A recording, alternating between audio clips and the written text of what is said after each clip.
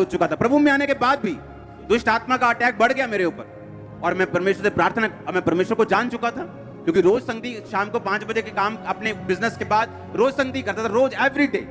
मेरे घर वाले मेरे खिलाफ होना शुरू हो गए, तू नशे कर ले दोबारा। वही घर वाले जिन्होंने मुझे भेजा चर्च में, वही बोलते थे नशे कर लो दोबारा, जो मर्जी करो, चर्च में नहीं जाने, चर्च नहीं जाना, रोज शाम को नहीं जाना, बिजनेस करो, ये करो, बहुत बड़ा बिजनेस है, ये हो जाएगा, वो हो जाएगा, नहीं तुमको ऐसा नहीं करने। रिश्तेदार, ओए तो वापिस आएगा अपने धर्म में, तुझको पछताना पड़ेगा, तेरे पास्टर को मारेंगे, थप्पड़ मारेंगे, पीटेंगे, उसे रास्ते में पकड़ लेंगे।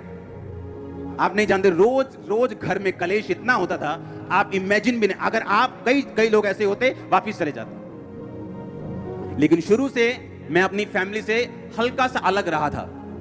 मुझे इसका रीजन मालूम नहीं था क्यों ऐसा है। मेरे ब्रदर की ज्यादा अटैचमेंट थी, लेकिन मेरी थोड़ी कम थी, मालूम नहीं क्यों, वो बात नहीं पता हुआ कि क्यों, ताकि जब परमेश्वर मुझे बुलाए अपने में और मेरा घर वाले मेरा विरोध करे, मैं उनके प्रेम में वापस ना चला जाऊं, ताकि मैं परमेश्वर में खड़ा रहूं।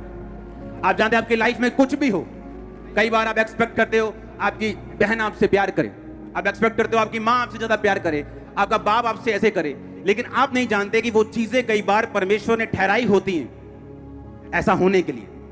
अगर ऐसा ना होता, अगर मेरी लाइफ में मेरी फैमिली से मैं बहुत ज्यादा अटैच्ड होता, तो इतना कलेश जब घर में रोज हो रहा था, शायद मैं वापस चला जाता। पर उस कलेश में मैं वापस नहीं गया, रोज चर्च जाता रहा, रोज अपनी कमियां ढूंढता रहा। अच्छा ये कमी है, अच्छा ठीक है, फिल्मी गाने नहीं सुनने, अच्छा ठीक है, ये नहीं करना, ठीक है, वो नहीं करना, ठीक है, ये नहीं करना, ठीक है, इसमें बॉयफ्रेंड नहीं गर्लफ्रेंड नहीं होनी चाहिए, अच्छा ठीक है, इसमें गलत काम नहीं करना, ब्लू फिल्म नहीं देखनी, ये नहीं करना, वो नहीं करना, चोरी नहीं करना, ठीक है, सारा कुछ ठीक है। अच्छा, जैसे जैसे मालूम होता गया वैसे वैसे मानता गया। बैप्टिज्म लिया, आई थिंक 3 महीने बाद ही बैप्टिज्म लेने के ले हैंड मैंने शुरू कर दिया था लोगों के ऊपर, लोगों में प्रार्थना करनी मैंने शुरू कर दी थी। एक दिन एक अधरंगी आता है, वो बिल्कुल उसे उठा के लेके आए, और मैं भी बिल्कुल नया था, 3 महीने विश्वासी, उनको लेके आए मेरे सामने। छोटा सा चर्च था, उस पर प्रेयर हुई, मैंने देखा प्रेयर होते हुए अपनी आंखों के सामने।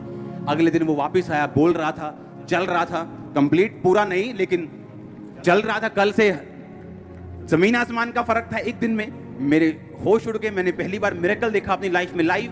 पहले तो मैं सिर्फ बातें सुन रहा था, मसीह बाइबल की बातें सुन रहा था, या उनकी गवाही उनके मुंह से सुन रहा था, लेकिन ऐसा कुछ देखा नहीं था कि जो मुझे हिलाए, क्योंकि उस समय इतना इंटरनेट नहीं होता था, सिर्फ ब्रॉडबैंड होते थे BSNL के जो चलते थे। जब मेरी आंखों के सामने वो हील हुआ, मुझे